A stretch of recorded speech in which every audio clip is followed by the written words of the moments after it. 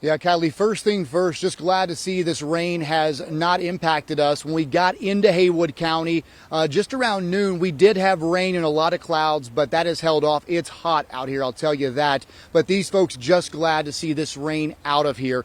Right now, this is the Pigeon River, and this is the bridge, one of many that is damaged and likely going to have to see if it's even safe to be on. And you can see all of the debris. And as we keep panning over, you will see what's happening. These are teams that are going up and down the Pigeon River. They're searching for survivors. They're searching for missing people. And they're just looking for anything that could be on this river that could help them in finding people who are still unaccounted for. We still have 7 people who are missing at this hour. But you can see the Pigeon River, folks. This is not even normal for the Pigeon River. This is because we've seen the flooding.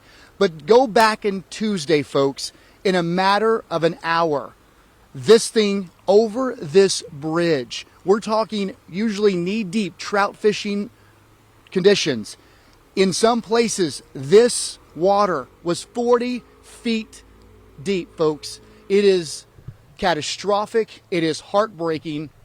And this is just one of 30 bridges throughout this area that are destroyed. But it gives you an idea. And I'll tell you, until you get here, you can walk on this ground and see the devastation. You cannot fathom the destruction. Worse than they saw in 2004 with Hurricane Ivan and Hurricane Francis. Now, I am in Bethel, and we're going to map that out for you right now. So we'll take this map, and I'm right between Canton and Crusoe. Now, you saw Kendra in downtown Canton. A lot of businesses there are destroyed. She's at the football field there. That's right in downtown. Then you have Crusoe. That's the area we're not even allowed to get inside because it is so dangerous. They're only allowing residents and folks who are helping. We're right in the middle off Highway 10. Now, here is some video. Folks, this is the same river we're standing next to, the Pigeon River. Look at these mobile homes. These homes are being tossed around the river and taken downstream. In fact, I'll be talking with the owner of that one mobile home coming up later in this newscast. Now, we're going to show you some video from Bethel Road where we're at. It's where Carrie Weimer has been at today with me, talking with neighbors. As you can imagine, they are just thankful to be alive because they know there are some folks here, their neighbors, who did not survive this storm on Tuesday. But I can tell you this, several homes where we're standing are now condemned. They cannot be lived in again. They're going to have to tear them down. A lot of folks here did not have insurance. A lot of folks are renters. They didn't have that in their policy. So that's what we're talking about. And we actually were at a news conference earlier today where we got an update on the search and rescue efforts that I want to mention are still ongoing. You saw those men walking the Pigeon River. Let's take a listen to that news conference a little earlier. We've got heavy equipment teams moving into the area today to begin clearing the largest piles of debris. These piles consist of homes, trailers, campers, remnants of folks' livelihood and lives. And they're the size of houses piled up on these riverbanks.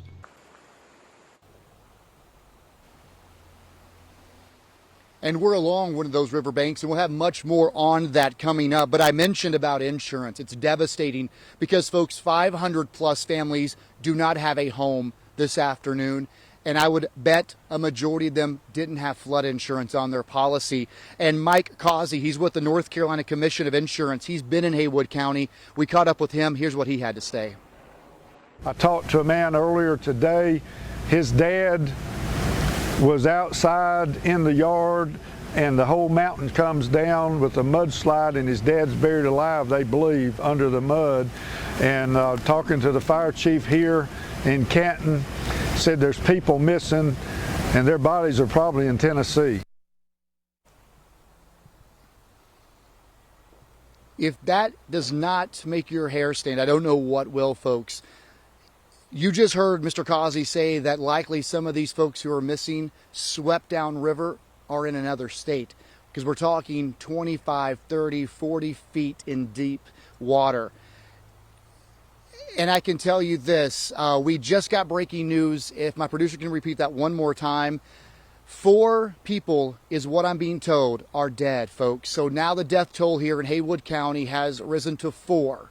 And I believe 5 are now unaccounted for. That is awful. It's something we don't see in this area, folks. But what I will tell you is, yes, there were warnings, but these folks are telling us this water rose so fast, it's all they could do just to get out of here. Some of those folks in campgrounds, they thought they were at higher ground, but folks, we have not seen this amount of flooding in Haywood County in years, much worse than we saw in 2004. So again, I'm here in Bethel. You can see behind me this bridge, just one of many. And I'm going to take you around this property that was actually underwater just 2 days ago. And we'll have much more coming from Haywood County. But we just got that news, folks. We now have 4 people dead, 5 unaccounted for, as those search and rescue efforts continue here in Haywood County. We'll have much more. Chief Meteorologist Kendra Kent in downtown Canton, she'll have much more coverage as well. Stay with us. The 4 o'clock news is back in a moment.